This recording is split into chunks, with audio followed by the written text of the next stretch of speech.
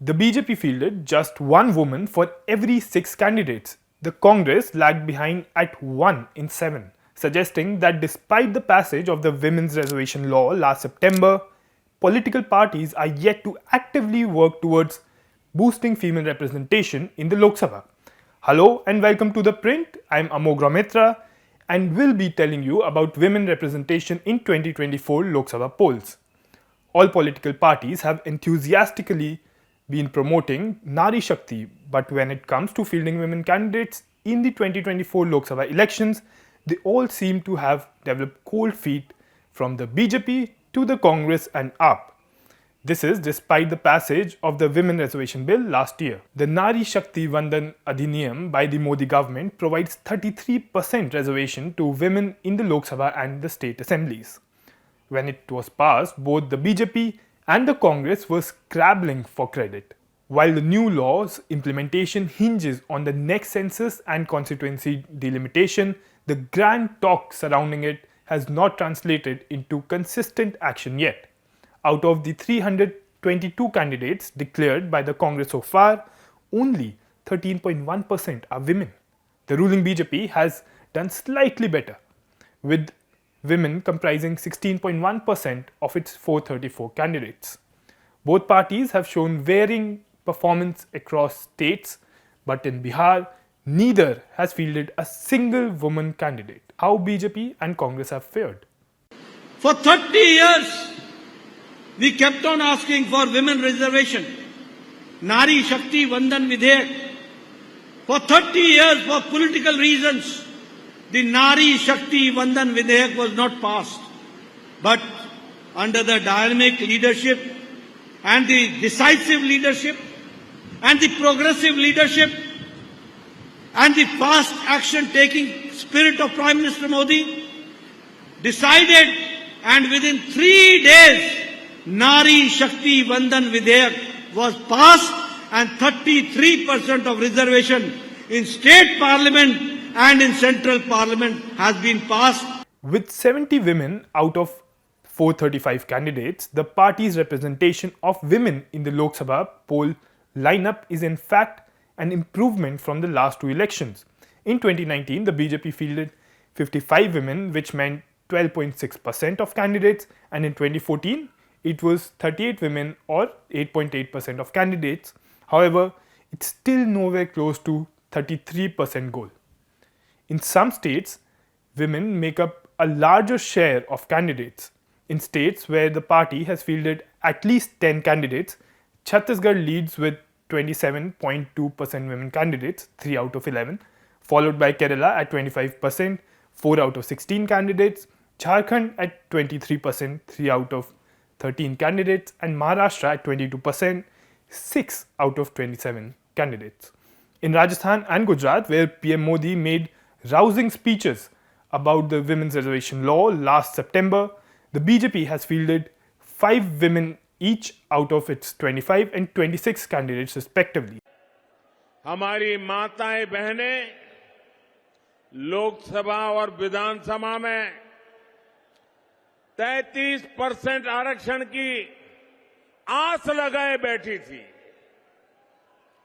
माताओं बहनों की ये उम्मीद किसने पूरी की? माताओं बहनों की उम्मीद किसने पूरी की? किसने पूरी की? किसने पूरी की? ये आप मुझे बताइए, कितने महिलाओं को आरक्षण दिलवाया? महिलाओं को आरक्षण किसने दिलवाया? आपका जवाब गलत है। ये मैंने नहीं किया है, ये तो आपके एक वोट की ताकत है जिसने करके दिखाया है। माताओं बहनों, ये आपकी बढ़ती ताकत का ही नतीजा है कि नारी शक्ति वंदन अधिनियम संसद में रिकॉर्ड मतों से पास हुआ है। जिन लोगों ने दशकों तक इस लटका कर रखा था, उन्हें भी आपके डर से ही इसका समर्थन करने के लिए मजबूर होना पड़ा है और वोट डालना पड़ा है। ये आपकी मजबूती है जो उन्हें मजबूर कर रही है। In Karnataka, where BJP is contesting 25 seats, the BJP fielded only 2 women candidates. In Uttar Pradesh, from where the party gets its maximum strength, only 6 out of 74 candidates are women. For the Congress, which had a woman, Sonia Gandhi, as its longest serving president, the numbers are even bleaker, showing a dip in absolute numbers but an increase in percentage from the previous 2 Lok Sabha elections. While it fielded 60 women, 12.9% in 2014, and 54, 12.8% in 2019, this time it has put forth only 42 female candidates, 13.1%. In Chhattisgarh and Maharashtra, the party has fielded 3 women or 25% candidates in the state and 5 women or 31% in state respectively. However, in Madhya Pradesh, only a single woman candidate has been fielded. Notably, in Andhra Pradesh, a state led by a woman, Y. Sharmila, the only other Congress candidate apart from her is Lavanya Kavuri out of a total of 23. Last year, Rahul Gandhi had said in Kerala that the Congress has a fundamental belief that women should be part of the power structure. A good target for the Congress party would be that if in 10 years from today, 50% of our chief ministers are women.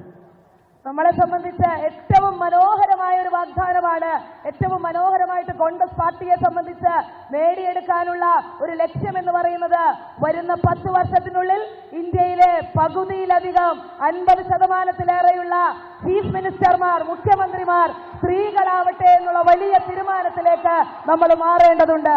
Today, we don't have a single chief minister who's a woman. നമ്മളെ സംബന്ധിച്ച് നിർഭാഗ്യകരമെന്ന് പറയട്ടെ, ഇപ്പോൾ ഒരു സ്ത്രീ പോലും മുഖ്യമന്ത്രിയായി നമ്മുടെ രാജ്യത്തില്ല എന്നുള്ളത് അങ്ങേയറ്റം ഖേദകരമായിട്ടുള്ള കാര്യമാണ്.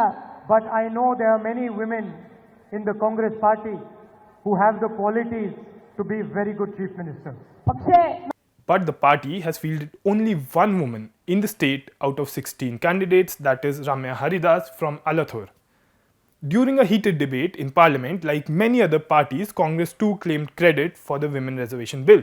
Kharge claimed that though they do not give us credit, I wish to bring to the notice that the women's reservation bill was already passed in 2010, but it could not be taken forward due to some impediments. At the time, Kharge alleged all political parties have this habit that they give tickets to weaker women.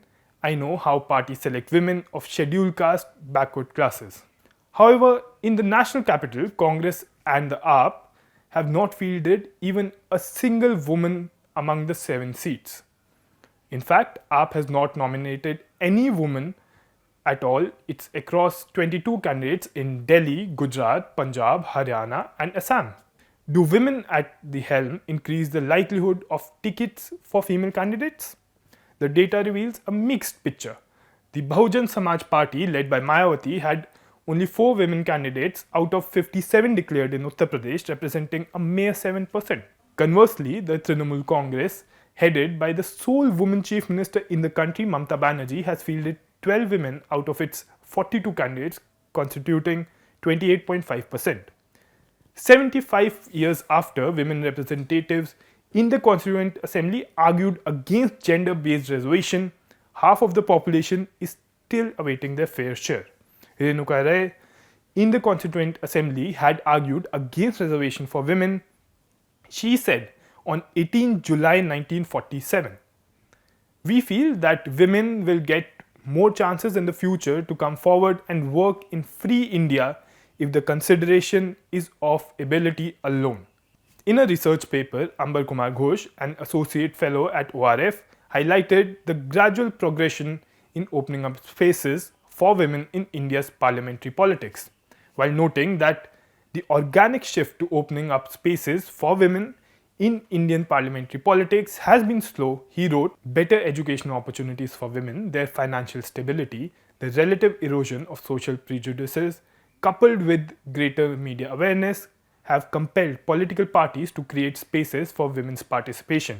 He added, With the number of women voters increasing, political parties have in recent years designed pro-women welfare policies seeking their electoral support.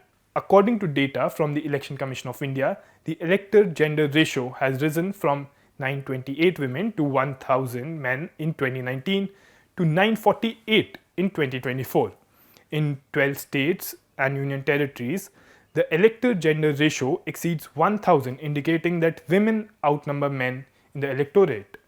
In 2019 Lok Sabha elections, women's turnout slightly surpassed that of men.